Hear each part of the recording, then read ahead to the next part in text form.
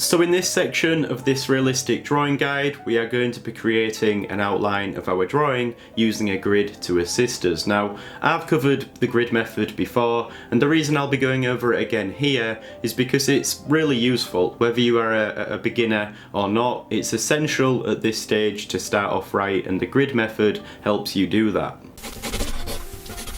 So what I have in front of me here is a printout of the image that I will be drawing, and this is printed on some A4 paper, which is the same size as the Bristol board I will be drawing on.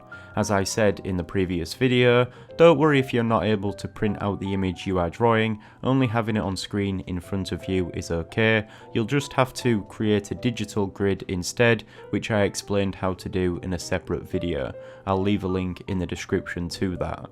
Now, as expected, this image that I've printed out here isn't the best quality, even though I used a somewhat decent printer, and so because of this, I also make sure to have the image I'm drawing up on a computer screen or iPad next to me, and so I'm able to zoom in and look at all of the details.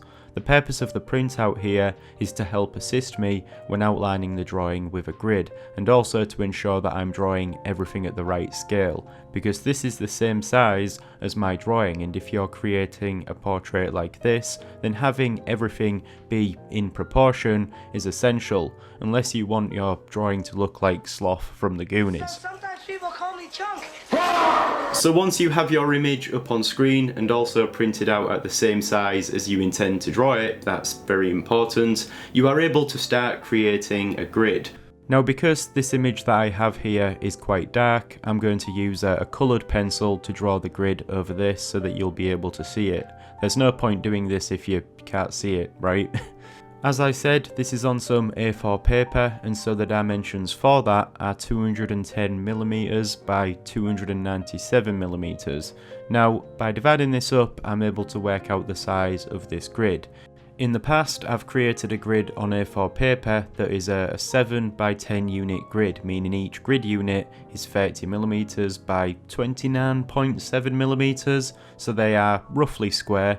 But another alternative, which I think I'll try out here, is to create a 7 by 11 grid, having each grid unit be 30mm by 27mm, so we're dealing with rounded numbers now. And although the units of the grid won't be square, that's not an issue. What I'll do now is take my ruler and divide up the length of the paper into 11 sections, marking a point every 27mm apart, and I'll do this on both sides.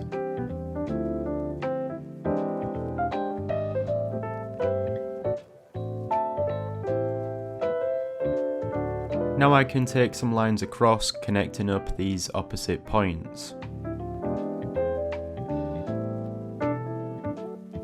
Now I need my grid lines in the other direction, so here I divide up the width of the paper into 7 sections, making a point every 30mm apart. I'll do this at the other side as well. Now I can connect these up the same way, and once I do this, we have a completed grid. And so now you have to do the same again, but do this on the paper that you are drawing on. Of course, do not use a coloured pencil, as you won't be able to erase those lines. Instead, use a normal pencil. I'm using a HB pencil to do this, and you only want to apply a little pressure here. Keep your lines very light. Remember that at the end of the drawing, you'll want to erase these grid lines, and you don't want to still be able to see them in the final drawing. I'm only making mine bolder here for the purpose of this tutorial so that you can see them, but given that it's the same size being A4, we are just repeating what we've just done. Okay, so now I have the same grid drawn out on my reference image and also on the paper that I'll be drawing on.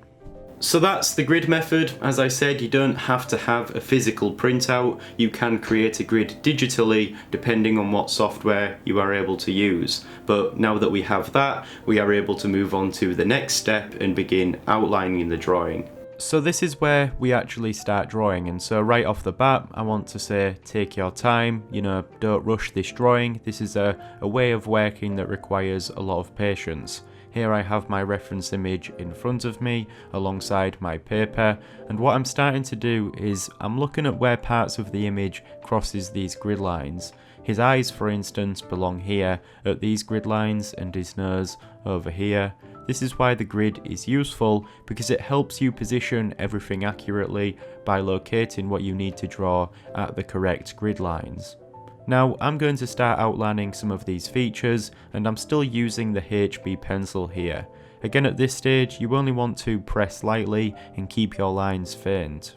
As I do this, I'm constantly observing my reference image, seeing where I should be drawing all of this. You are still tasked with having to outline some of the trickier sections like the eyes, nose and mouth. You know, the grid only assists you so much, you still have to take care when drawing here. That's why I start with the hardest part first, which is generally the eyes. I'd say it's essential to get those right, so take your time and, as I said, keep looking at the reference image and comparing your drawing to it. As you watch me do this, notice how I'll often move over to another grid line and start outlining what I see from there. This ensures that I'm drawing everything in the right place. It's helpful to see where these grid lines cross parts of the image.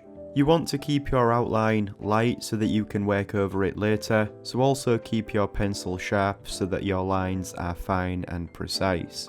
Also, for those who may be interested, I have uploaded a set of pre-made grids over onto my Patreon page, along with a scan of this drawing that I've outlined. I also include a high-res copy of the reference image, including the grid.